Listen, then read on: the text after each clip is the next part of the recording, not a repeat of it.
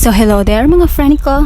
So ngayong araw mga friend ko ay mag-a-apply ako sa Jollibee kasi hiring sila ngayon mga friend ko ng crew.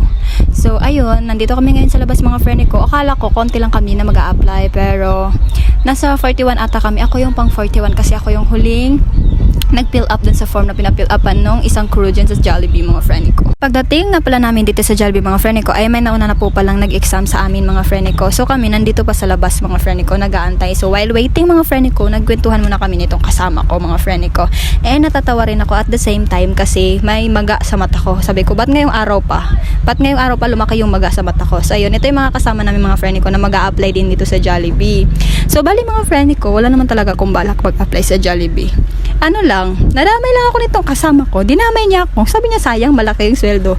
So syempre malaki yung sweldo, mapapaisip ka, hala sige go, mag-a-apply ako syempre. Bale sa mga oras na to pala mga friend ko